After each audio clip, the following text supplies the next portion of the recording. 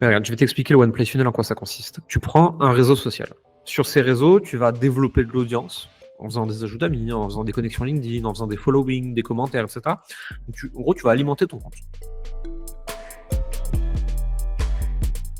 Derrière, tu vas faire de la création de contenu autour du sujet que tu veux vendre, qui t'intéresse et qui répond à un besoin de gens en face.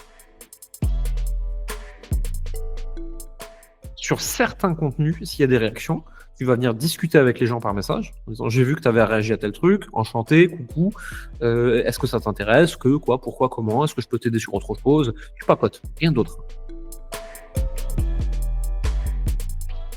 Derrière, il y a une toute petite partie de ces gens-là qui auront un problème qu'ils veulent vraiment résoudre. Et c'est pour ça qu'ils te suivent. Et ces gens-là, tu vas dire, est-ce que tu veux qu'on aille plus loin dans cette conversation? On peut s'appeler.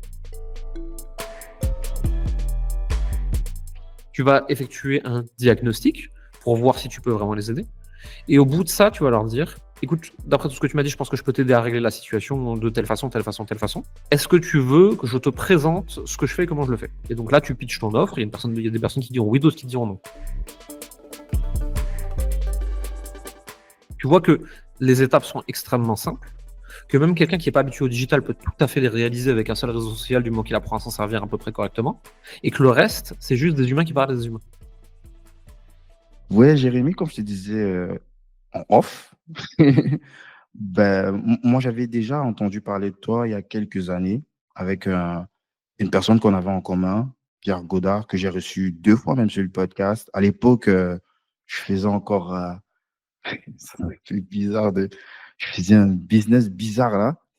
Je sais pas si tu te rappelles, à un moment sur Facebook, tu avais la possibilité de créer des profils perso et de faire des rajouts d'amis. Et ensuite, tu pouvais transformer le profil en page. Donc, Oui. je crois la limite, c'était 5 000. Ensuite, dès que tu le transformes en page, ça fait automatiquement une page qui a 5 000 et que tu peux tout de suite lancer sur une niche pour un business quelconque. Et les ajouts que Ouais, bien tu as sûr. fait, tu fais des ajouts nichés, quoi, donc par rapport à des intérêts de produits ou de services que tu comptes Ok. vendre après.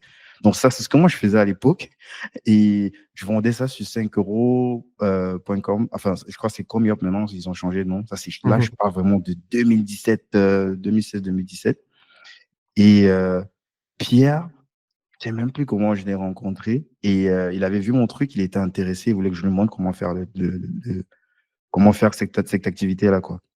Et au même moment, je pensais déjà lancer le podcast, mais sauf que j'étais anonyme, donc j'avais pas forcément des guests, des personnes que je pouvais interviewer. J'ai commencé par proposer aux gens qui étaient directement proches de moi, quoi, des clients, des amis. Et Pierre, il fait partie de mes premiers invités. C'est comme ça qu'on a commencé. Et puis à côté, je continuais de suivre ce qu'il faisait. Et je savais qu'il s'était associé avec quelqu'un avec qui il lançait une activité qui s'appelait Business Canapé. Si je me trompe pas, c'est ça, quoi. C'est ça. Alors, si tu veux, je vais te faire le truc en accélération parce que sinon on n'importe trois plombes. Ouais. Moi, j'ai un master en stratégie digitale. J'ai travaillé dans les médias en ligne. J'ai travaillé pour des agences, j'ai travaillé pour des grandes entreprises, etc. Ensuite, j'ai fait freelancing, consulting, petite agence et tout.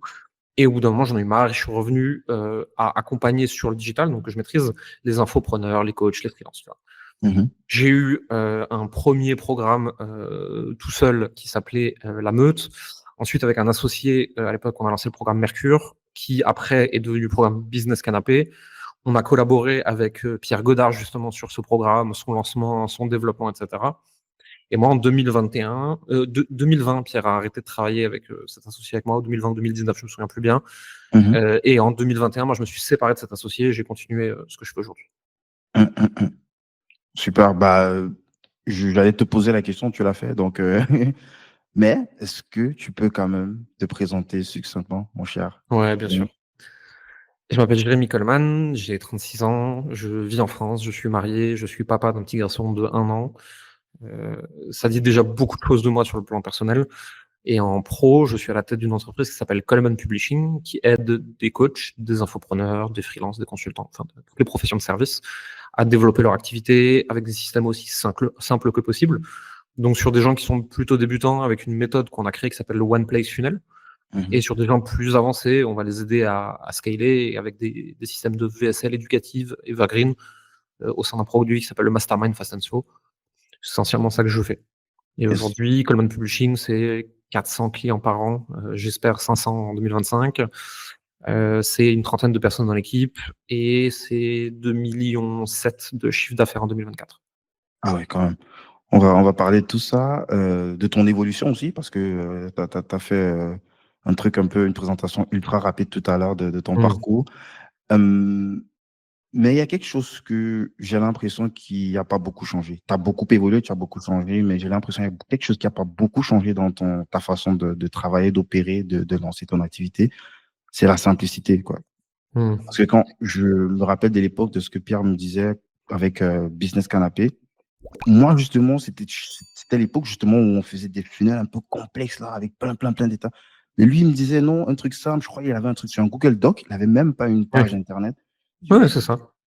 Et même si il y a eu de la sophistication entre-temps, que tu as rajouté plein d'autres trucs, mais j'ai l'impression que ça reste quand même simple, quoi. J'ai l'impression que c'est ton mantra, la simplicité. Ouais, c'est important parce que ça sert à rien de monter une usine à gaz, tu vois, pour fabriquer un vélo. Heu, Si ton but, c'est de développer une activité qui va faire, et là je parle en chiffre d'affaires annuel, Mhm, 50 000, 100 000, 150 000, tu vois? Ça sert à rien d'avoir une usine en fait, juste, un profil sur un truc social media, tu parles avec des gens, tu discutes avec un MP, tu crées un peu de contenu, tu as un Google Doc qui présente ce que tu fais, ils ont envie, ils ont pas envie. Heu, Derrière, si tu veux aller sur des beaucoup plus gros niveaux de chiffre d'affaires, il faut que tu puisses absorber du volume en acquisition, en nurturing, en conversion. Et là, il faut des systèmes comme des funnels, comme des VSL, comme des webinaires, des choses comme ça. Mais faut pas tout mélanger, tu vois. Ces systèmes, c'est juste des systèmes qui permettent d'absorber du volume à grande échelle. mhm. Si tu as pas de volume et que tu fais quasiment que du one-one, tu as besoin de ces trucs-là, tu vois. C'est de la même façon, j'ai pas besoin d'un tank pour aller chercher le pain. J'ai besoin de mes pieds ou à la rigueur d'une Clio, tu vois, selon où est-ce que c'est. Mais donc, pas de trucs compliqués. Et en fait, j'aime pas les trucs compliqués, en fait, je trouve pas ça élégant. Sur la durée, ça finit toujours par péter, il y a toujours quelque chose qui merde quelque part. C'est pas agréable à piloter. Pour des gens qui sont pas des marketeurs dans l'âme, c'est extrêmement compliqué à mettre en place. Ça marche une fois sur 2 et on sait jamais pourquoi ça marche pas. J'aime les trucs simples, je trouve ça efficace. Est-ce que c'est t'as toujours été comme ça, même à l'époque? Tu as parlé un Ouais, peu de ton quand tu étais à l'Uni et tout ça, et que tu es rentré en agence. ouais, Est-ce qu'il n'y avait pas une contradiction? Peut-être ce serait intéressant qu'on revienne un peu derrière tes on peut premières expériences. ouais, on peut revenir, ouais. C'est pas quelque chose que, justement qu'on pourrait te reprocher en agence, où on va beaucoup plus rajouter de la complexité, et toi, tu es plus quelqu'un de méga simple qui va chercher le truc direct qui ramène au résultat. La seule fois où j'étais en agence en interne, c'était un stage, j'étais une agence d'influence. C'était plutôt des choses assez basiques dont on avait besoin. Derrière, j'ai été consultant en sous-traitance d'agence. Mhm, Ah, pareil, en fait, on me demandait de l'efficacité, on me demandait des trucs qui marchent, tu vois. Je me suis retrouvé à l'époque, par un concours de circonstances, à coacher une branche professionnelle de Sony sur leur communication digitale B2B. C'était pas un gros truc, hein, c'était, je crois, une journée, un truc comme ça, ou une demi-journée, je me souviens plus. Et en fait, on leur a présenté des trucs super simples, tu vois. C'est voici quel réseau utiliser, voici où est a priori votre audience, voici quels influenceurs vous pouvez recopier pour comprendre la mécanique, et ensuite vous l'approprier, utiliser vos mots à vous, etc. En fait, on leur a présenté des choses super simples avec surtout beaucoup d'exemples et beaucoup de cas pratiques. Et de mhm, ce que je me souviens, ils étaient plutôt contents.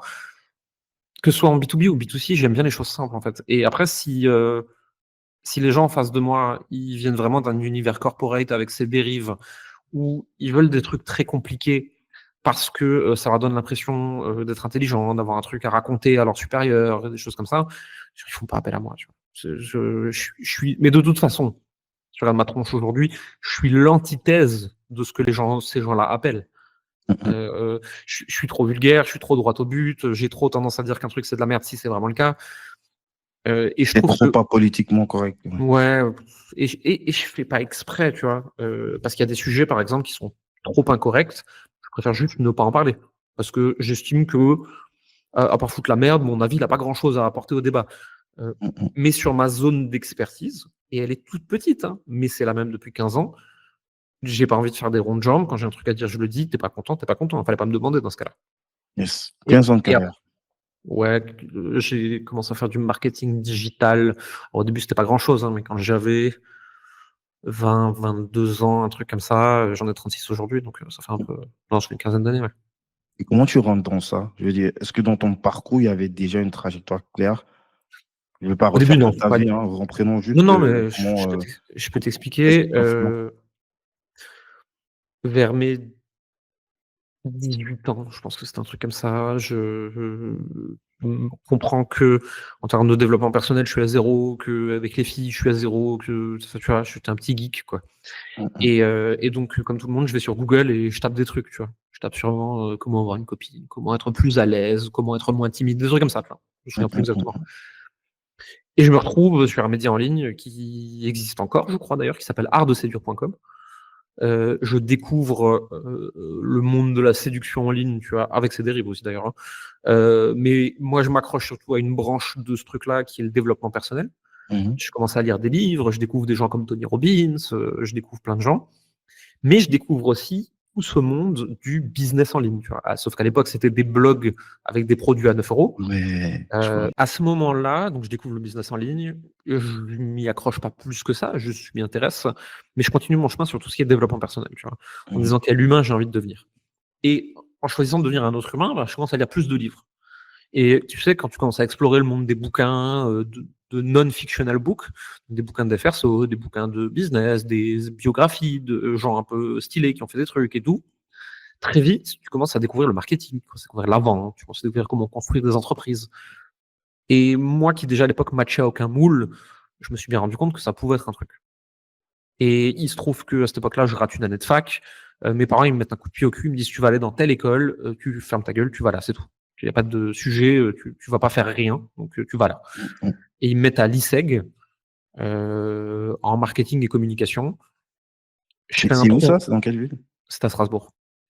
J'ai Ah, grandi à je Strasbourg. comprends. Tu es peut-être peut-être c'est pour Ouais, ça ton nom, Coleman, ça sonne, ouais. très si tu parles allemand? Non, j'ai essayé, vaguement il y a longtemps, mais les profs visiblement, c'était pas Ouais. terrible. Ah, je savais qu'il y avait un truc. Ouais, ouais, c'est parce que moi je vis en Allemagne, donc yes. T'inquiète. Mmh, mmh, mmh. Je fais le tronc commun dans cette école. C'était chaotique, j'allais pas en cours, je trouve ça nul, je trouve ça pas intéressant. J'ai 2-3 profs quand même avec qui je m'entends bien, Mmh mh. et avec lesquels donc j'ai 19. Tous les autres endroits, c'est une catastrophe. Jusqu'au moment où par miracle, ils finissent par me laisser passer quand même, avec un peu de pression familiale, hein. Là où c'est ma Qu'est-ce famille qui m'a non, ma famille m'a sauvé le cul parce que l'école voulait me virer. Ah ouais!